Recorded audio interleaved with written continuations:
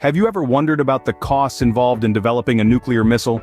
Let's dive into the latest news concerning the Air Force's next nuclear missile program, the LGM-35A Sentinel. This program, which was designed to replace the Cold War-era LGM-30G Minuteman III ICBM, is currently facing a significant financial crunch. The Sentinel has exceeded its planned costs by a whopping 37%, triggering a report to Congress. Now you might wonder, what does this exactly mean? Well, this is what we refer to as a critical Nunn-McCurdy breach. It's a term derived from a U.S. law that requires the Department of Defense to report to Congress anytime a major defense acquisition program's unit cost exceeds certain thresholds. In this case, the Sentinel's per-unit total cost has grown from a staggering $118 million to about $162 million. The implications of this cost overrun are severe.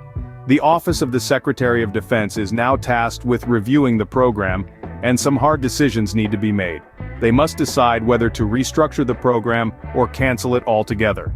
But before they can make that decision, the Pentagon must certify to Congress that there are no cheaper alternatives, the cost estimates are reasonable, and the program's management can control further cost growth.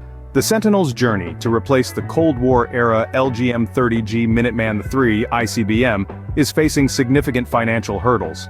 It's a complex issue that involves not just the missile itself, but also building launch facilities, laying fiber optic networks, acquiring real estate easements, and constructing utility corridors across missile wings. It's a journey that's proving to be more expensive and challenging than initially anticipated, so it seems the Sentinel's journey to replace the Cold War-era LGM-30G Minuteman III ICBM is facing significant financial hurdles. What does this overrun mean for the Sentinel program and the defense sector as a whole? This question hovers in the air as the Secretary of Defense reviews the LGM-35A Sentinel program, grappling with a critical Nunn-McCurdy breach, a signal of a cost growth that exceeds 37%. The options are straightforward yet laden with implications. The program could be restructured in an attempt to rein in the spiraling costs.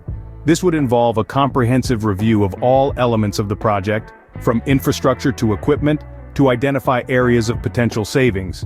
Yet, this could potentially compromise the effectiveness of the program or extend its timeline even further. The other option is outright cancellation. This would mean a return to the drawing board, a need to find a new, more cost-effective solution to replace the aging LGM-30G Minuteman III ICBM. But where would this leave the defense sector? And more importantly, what would be the impact on national security? The Pentagon, caught in the crossfire, is required to certify to Congress that there are no cheaper alternatives available. This is a tall order, given the complexity and scale of the project. It must also demonstrate that the program's management can control further cost growth, an assurance that is becoming increasingly difficult to provide. The cost overrun isn't a simple matter of numbers on a balance sheet. It's a domino effect that could topple carefully laid plans and delay the Sentinel program's initial operational capability by 2 years. The implications of these cost overruns could be far-reaching, potentially delaying the Sentinel program's IOC by 2 years. But where has this cost growth come from, you might wonder? Let's break it down. The cost growth isn't so much about the missile itself. In fact, the Sentinel, the Air Force's next nuclear missile, has not seen severe cost growth. The real issue lies in the command and launch segment. Building launch facilities, for instance, has been a significant contributor. These are not your average construction projects. They are highly specialized facilities designed to withstand the most extreme conditions and to ensure the safe and effective launch of a nuclear missile. The meticulous planning, the advanced materials, the cutting-edge technology, all of these factors contribute to the mounting costs. Then there's the laying of fiber optic networks. These networks are critical for communication and control in missile operations. They have to be fast, reliable, and secure from any form of interference or sabotage. Achieving this level of sophistication and security isn't cheap. Acquiring real estate easements is another cost driver.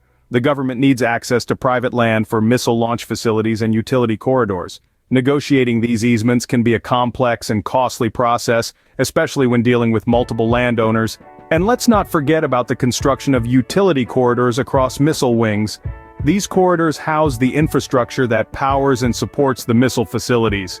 Constructing them involves a lot of earth-moving and civil engineering work, driving up the costs even further. So, It's clear that the bulk of the cost growth is in the command and launch segment, not the missile itself.